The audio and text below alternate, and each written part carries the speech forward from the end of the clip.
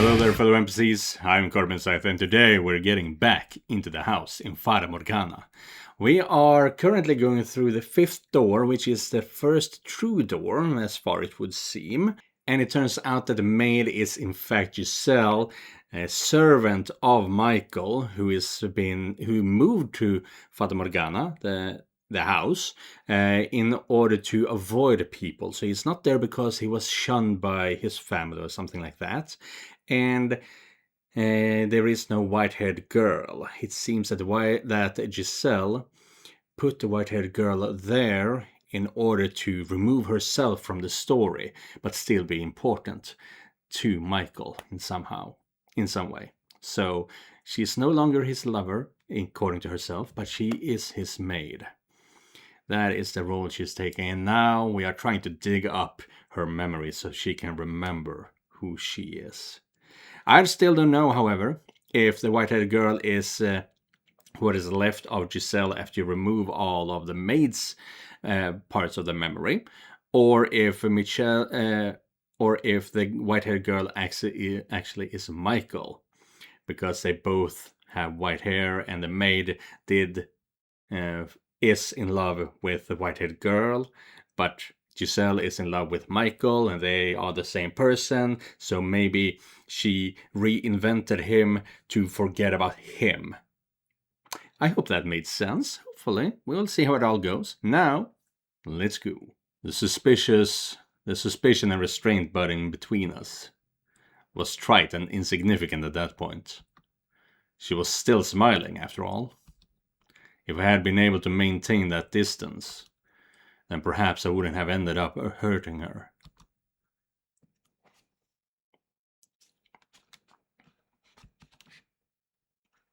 Right. Also, when there is red hair, it's Giselle's point of view, and when it's blue, it's Michael's point of view.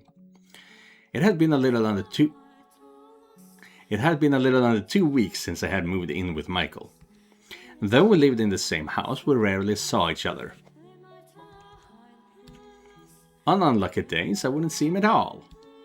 I wasn't sure if he ate in his room or our schedules simply misaligned, but we never had any meals together.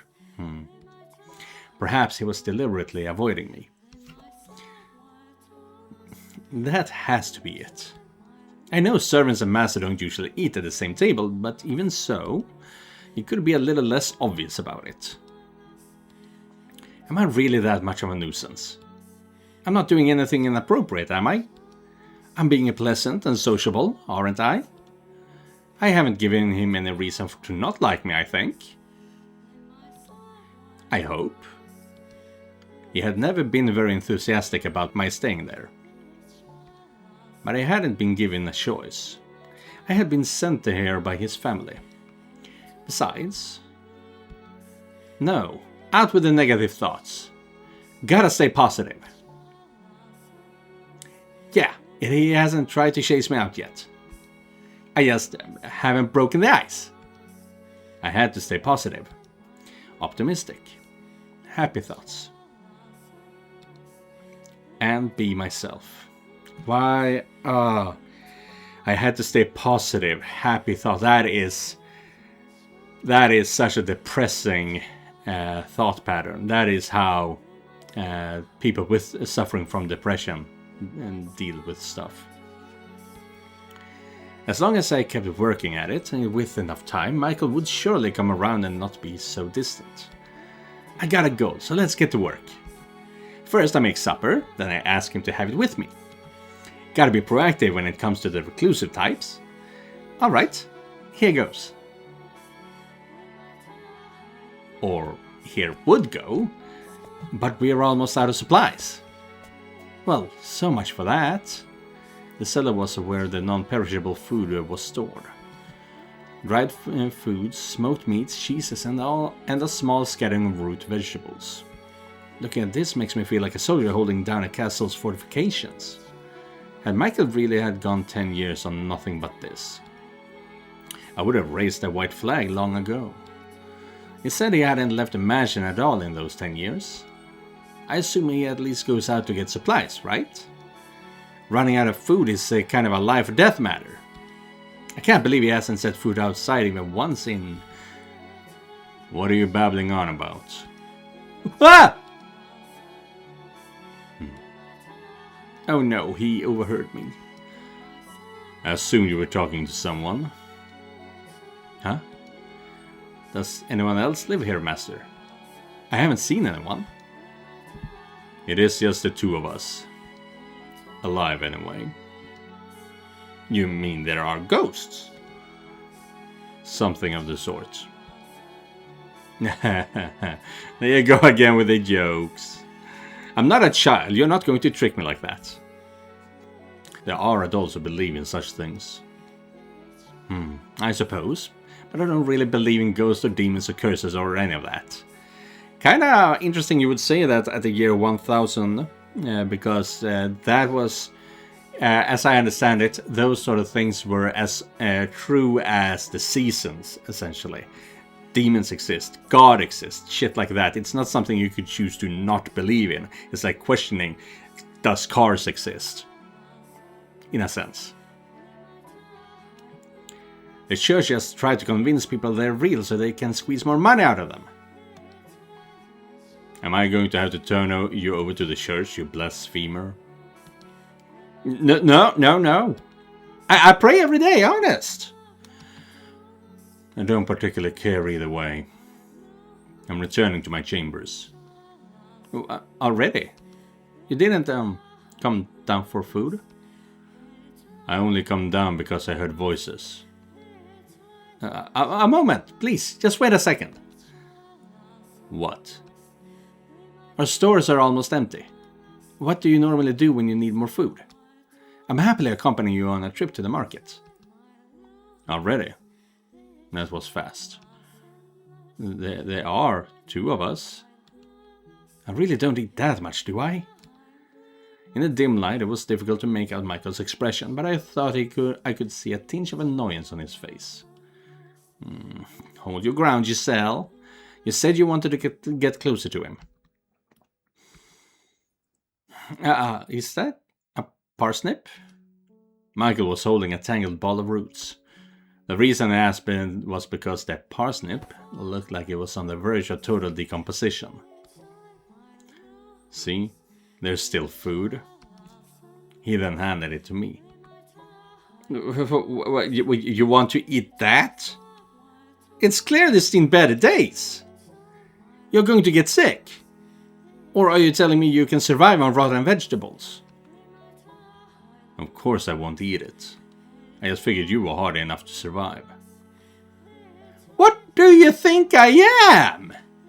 No, he's definitely a jerk. Or that the resulting diarrhea might reduce your appetite. You're kidding, right? You can't be serious. Anyway, we should bury that outside. Then we can go purchase fresh supplies. I told you, I don't go outside. Then how do you... Huh? A visitor? Who could it be? Perfect timing. You're a servant. Make yourself useful and go retrieve the package. If it's not a delivery but a wanderer, chase them off. What? A package? Master? Hold on a second. What are you talking about? He's gone. What kind of delivery is he expecting? Michael stood there, unmoving, veiled in shadows. He glanced over at me, then threw his gaze to the front door. At this command, I raised the bar, pulling open the door. And what do we see? Do we get to see anything? After nearly 2 weeks inside, the light from the setting sun almost blinded me. The world went white, my head pounding. Nope, we don't get to see the servant. After a few moments of intense blinking, my eyes acclimated themselves to the evening sunlight. There was no one outside. Only a crate easily large enough to fit a child. Is this the package? Master? I turned back to face Michael, but he wouldn't meet my eyes. Though it seemed more like he was avoiding looking at the light than at me. He's starting to seem more and more like a vampire. Not that I believe in vampires, of course. Regardless, I pray there's nothing bad in here. That's heavy. Master, could I get some help? Gee, thanks. I am a servant, admittedly, but this is a lot to ask of just one girl. A little help would sure be nice. Once it's inside, close and bar the door. He said dispassionately, his head still turned towards the darkness. As you wish, master.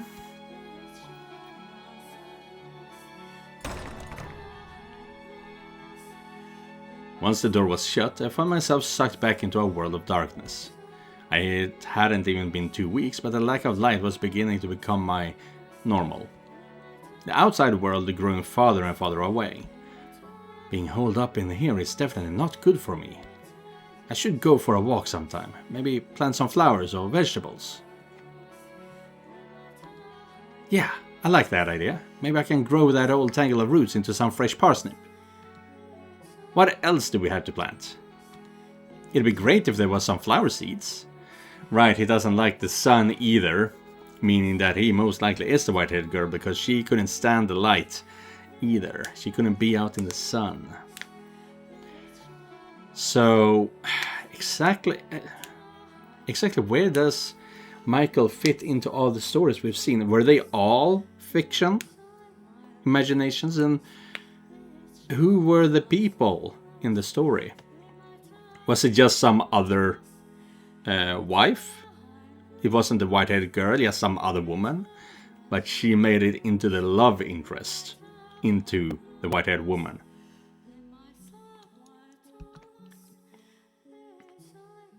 What are you doing? Open the box, now. As you wish, master. Oh, there's food inside? In the box was a burlap sack filled with berries, root vegetables, and smoked meats, as well as an assortment of bread, fruits, and wine. Aside from the fruit and bread, everything else was the same as what Michael kept in the cellar. Ah! And buried beneath the burlap sack was a single book. 1 book a month. He really hasn't gone outside in 10 years. It appears you have begun to grasp the situation. Yeah. But why? This was delivered by someone from your house, master, wasn't it? A servant, I assume. Why would they leave without saying anything? No one wants to talk to a cursed man. In the past they would occasionally check in on me, but that hasn't happened recently. They think you're cursed. Oh, right. You don't believe in curses. Then come up with your own explanation. An excuse for them to want to stay away from me. That, for example, I killed someone, or maybe that I'm insane. I couldn't. Regardless, I am not normal. Bring the food down to the cellar. The book to the library. You are, of course, free to refuse and run back off into the woods. I'll do it. Alright. Then you take care of that. Hey. What is it? I just noticed there's something else in here. It's wrapped in cloth. What could it be? Oh, a painting. For you to hang up somewhere in the house, I presume. Is it the painting we saw with the flaxen-haired family? It's so dark I can't see it very well, but I'm sure it's... Don't touch that! What? Michael, who had kept his distance from me until that point, suddenly marched over and ripped the painting from my grasp. Master? His face was twisted into a look I had never seen him make before. Was it indignation, disgust, hatred, panic? I couldn't tell, but there was more than enough negative pressure to cause me to flinch back. Is that painting perhaps something important?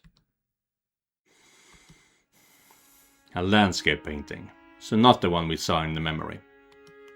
He muttered under his breath, the tension melting away from his face. I was left looking at his usual blank, impenetrable expression. But his eyes were still fixated on the picture, staring at it unblinkingly. Why a landscape painting? Some kind of passive-aggressive message? It's not of anywhere nearby. Did they travel somewhere?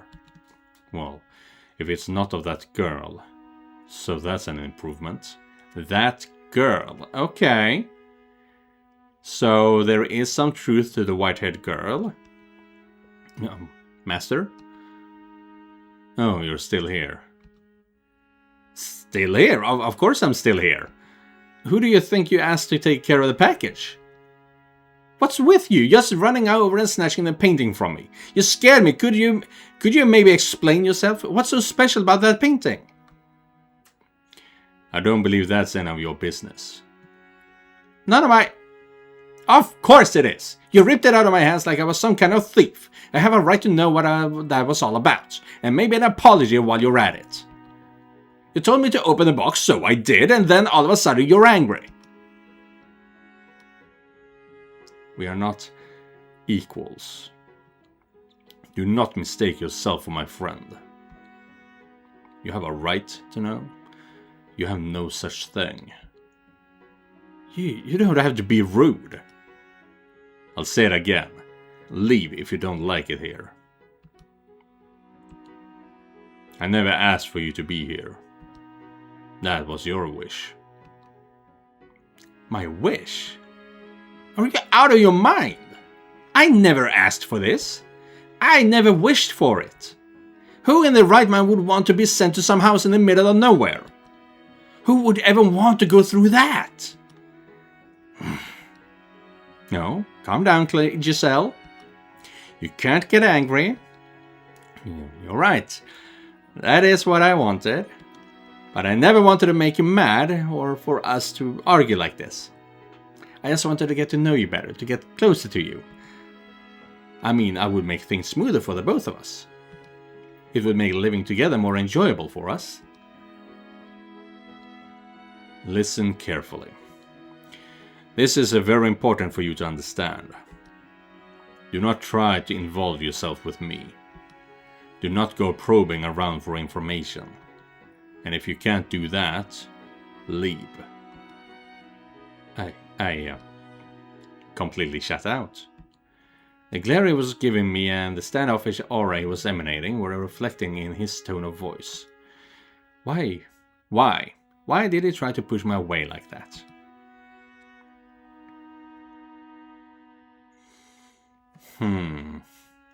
Yeah, why is he so antagonistic? I know he wants to be left alone, but this goes beyond that because of what the painting could have been of.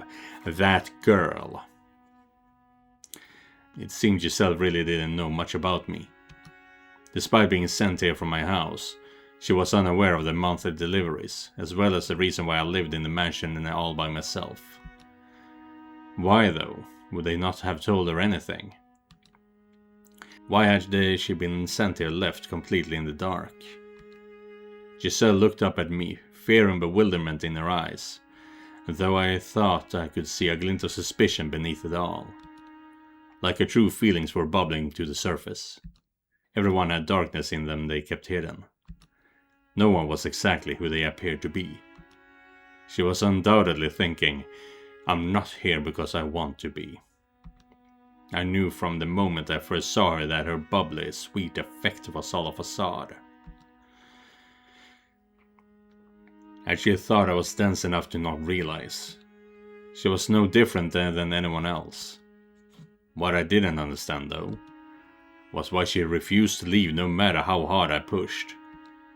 What was she hiding beneath the innocent-looking face? What was she thinking? What did she carry on her shoulders? Everyone is hiding something, deceiving those around them. Did he have his heart broken, and then he started hating humanity? Is that what's going on here? Is it that pathetic? I had to figure out what she really was. May I ask you something? Yes? On the day you arrived, You said you made a teeny tiny mistake while working at my family's house. Tell me about that. What did you do at the Bollinger estate? In that moment, brief though it was, her disposition wavered. Fear? Terror? No, perhaps anger. I couldn't tell. Nevertheless, it was abundantly clear that there was a subject she had no interest in me breaching. And so she had borne her fangs. The smile she donned now was visibly forced. It's nothing you need to concern yourself with, Master. I promise it was an insignificant little thing. She couldn't say. Why couldn't she tell me? What had she done there? What did this woman know about that house? What did she know about me? What was concealed beneath that smile of hers? I am the master of this house and you are a servant. And you refuse to tell me. Like I said, it's nothing. There's no reason to bother you with a mere servant's personal blunders, Master. What are you hiding? I am not hiding anything.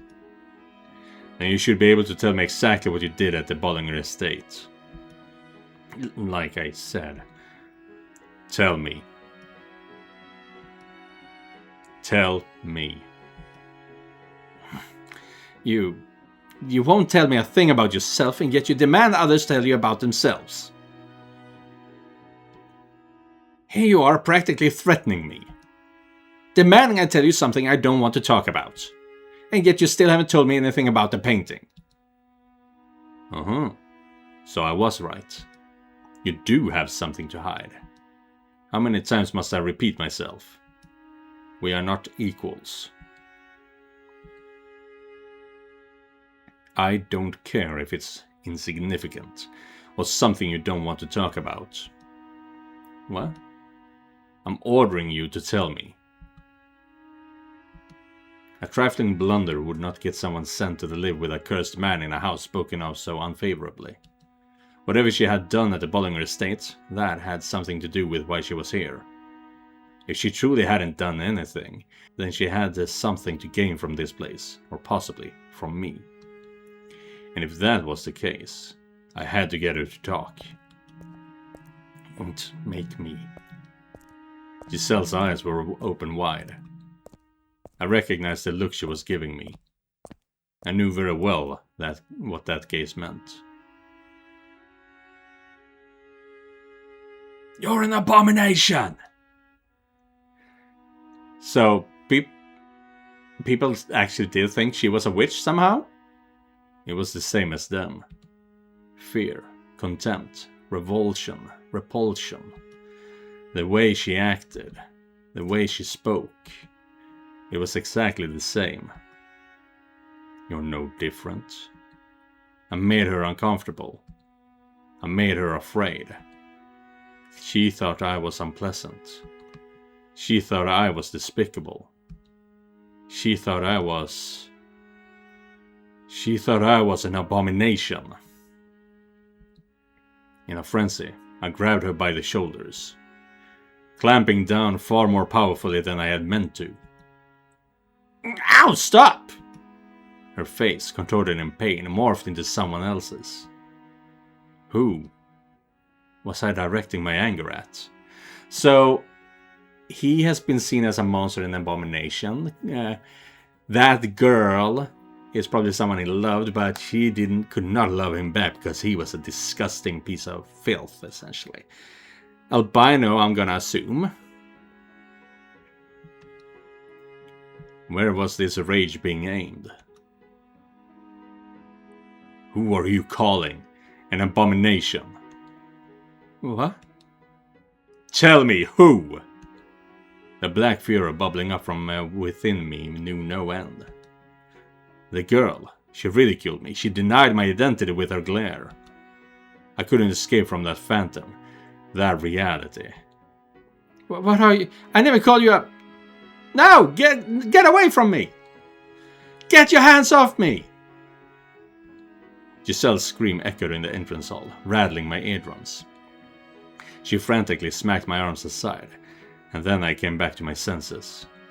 She was standing a little ways away, breathing heavily, arms wrapped tight around her body, and glowering at me, showing her opposition to my touching her.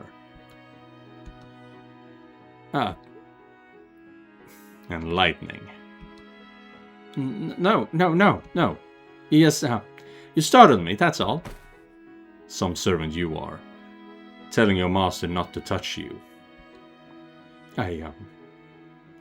All right, I have, I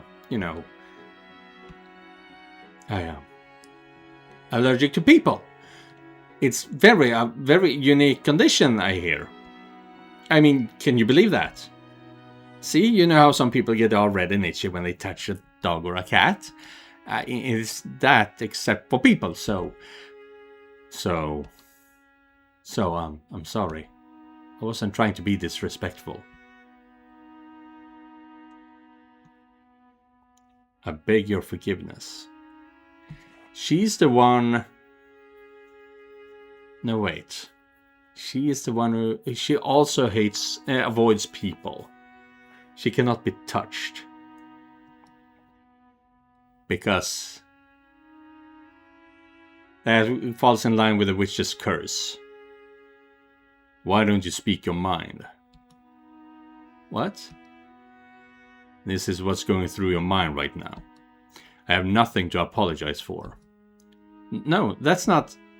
I can somewhat sympathize with your plight, being made to apologize even though you're hurting. I raise my hand against you first, after all. Then you forgive me. Sympathy does not equate to forgiveness. Now, you take care of the package. I'm heading back to my chambers. Now, what is it? You're not going to make me leave after what I just did? No, I am not. For it would seem I can make you leave on your own whenever I so please.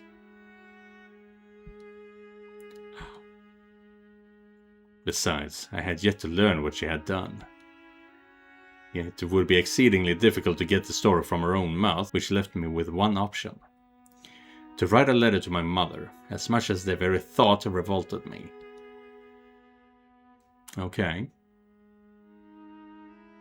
But then again, she's not afraid of being in public, because she had no qualms about being on the wagon with the man, and also going into town to purchase food.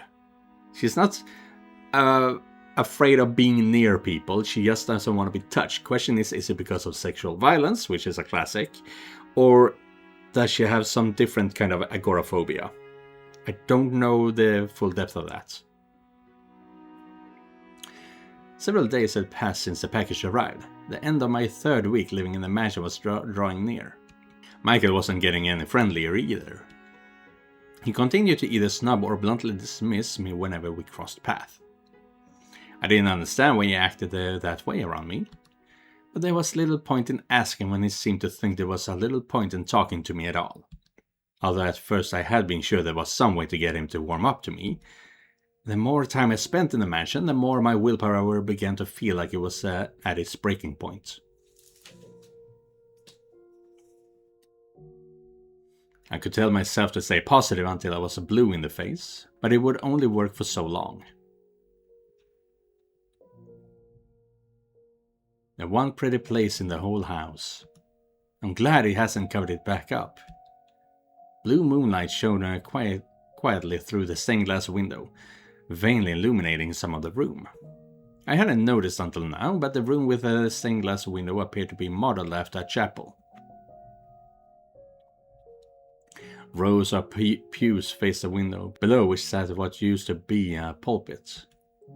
There was very little left of it, though, and an awkward length of silver was mounted to the pulpit's front face. What was, I assumed, formerly a cross.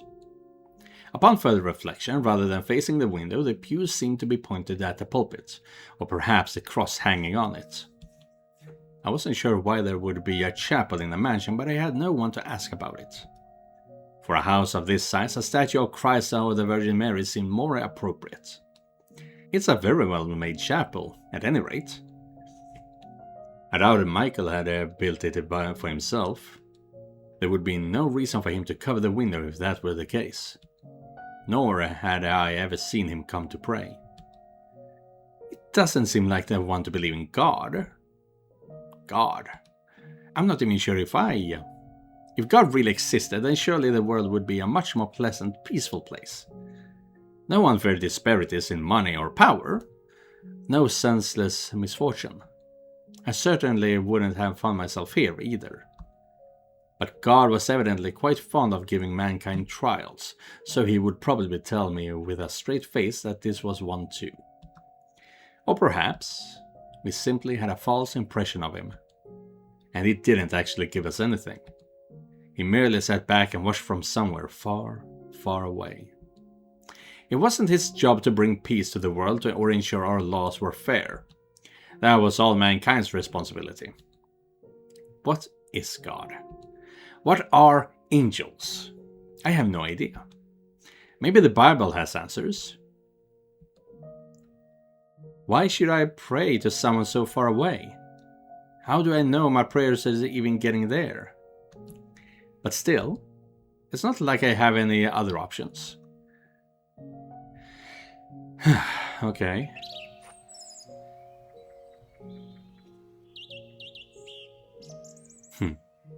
Don't you worry. It'll all work out, promise. I already know where I'm going to work. Oh, this is back home, before she met and became a maid. It's a really prominent noble house, way out of reach of some small-time merchants like us. You never know, this could be my big break. Oh, I'm just kidding. Don't look so worried. I'll just be fine, honestly. I'll make enough money for us to get back onto our feet. Oh, for goodness sake, I can handle it. Leave everything to me. You just wait. I'll make our family into something you can be proud of. I am getting the feeling that this could be a Jacopo version. I'll be fine. That she is retelling her life through the different doors. Yeah, say bye to Mom for me. I probably won't be home for a while. What? You're afraid I'm going to make some careless mistake? I'm not that airheaded. I can be a refined and elegant young lady. These nobles won't even know what to believe anymore. If you don't believe me, how about I give you a little taste? How are you doing this fine morning, master? Your morning beverage is ready, prepared with the utmost of care. See, how about that? Not bad, huh? What? You really think it sounded forced? I was a daughter of a merchant who ran a shop on the capital's main street, which falls inside with Bestia. My father had passed away in a plague, so it was just me, my mother, and my older sister. It would be a lie to say business was doing well. We struggled to squeak by day to day after taxes, but we couldn't just abandon the shop and leave the capital either. So we tried to make the best of what we were able to take in between the three of us. Then my sister fell in love with a moderately well-off aristocrat. Both my mom and I were supportive of her and her desire to marry. But their union almost fell apart because she was not suitable for him. Merchants were hardly the lowest class. What we lacked instead was wealth, Jacopo. We needed another source of money, beyond what the shop took in. If only we had money, my sister could get married. Wait, did I miss something important there?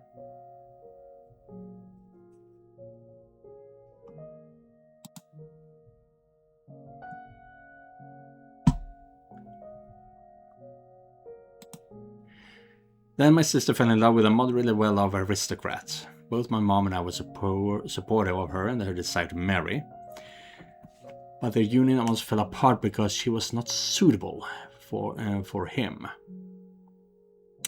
Jacopo, her sister was Jacopo, essentially.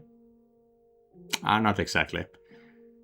But aristocrat, that would be the white-haired girl. If only we had money, my sister could get married. If only we had money, my mom wouldn't have to work so hard. If only we had money. It was then that someone from the distinguished Bollinger estate approached me. He said they were in need of abigails and would love to have me.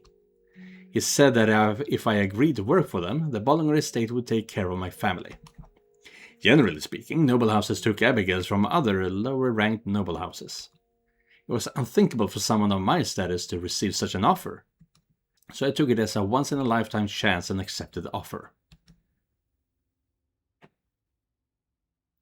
I just pray that nothing bad happens to my sister, and that Mom is getting enough money to live comfortably. That's all I can do. They're nobility. They have plenty of money. Enough to spare some. No. The light shining through the stained glass window began to grow murky, fading into blackness. It felt like a message from on high, that no, my prayers would not be answered. The bluish-white illumination shining down upon me disappeared as clouds blocked the moon. Oh, come on! You don't even want to look at a solid woman like me? Oh, for heaven's sake, solid woman. That's a bad word, but I don't know exactly what it means. How is she solid? Dirty. That's usually when once you have lost your virginity as a young woman, in olden days, as it were. I never asked to end up like this.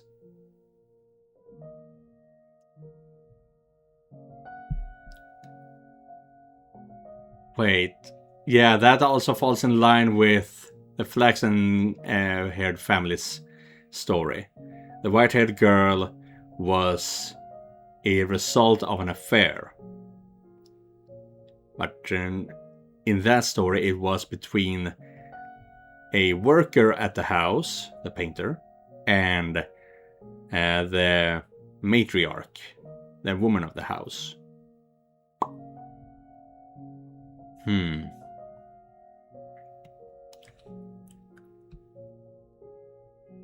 The nobility. They have plenty of money. Enough to spare some. Oh, come on. You don't even want to look at a solid woman like me. Oh, for heaven's sake. I never asked to end up like this. Giselle was sitting at one of the pews in the room with a stained glass window. Just looking at her, you might have thought she was offering a prayer. But the words coming from her mouth were anything but prayerful. They were filled with resentment. They have plenty of money, a solid woman. And then, I never asked to end up like this. So this is what's beneath that facade. Most likely, money's what she's after. All I need to do now is confirm my suspicion with them. Just what awful secrets will I uncover? I gave Giselle, sitting in the pew with her head drooped, a cursory glance before leaving the chapel. I had somewhere else to be.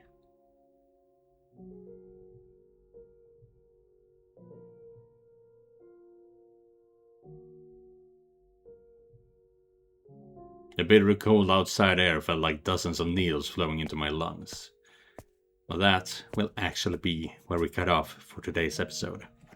Yeah, so, okay, this is getting very interesting in a different kind of way. I was, in a way, complaining about how door 2 was not... No, door 3 was not all that well written. Well, door 2 actually, because it was just too much.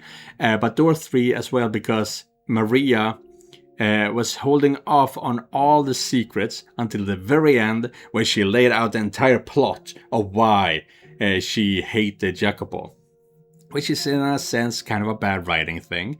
But if all of this is because all of those stories are because they are retellings of Giselle's life from different points of view, in order for her to forget about who she is herself, then that is excusable.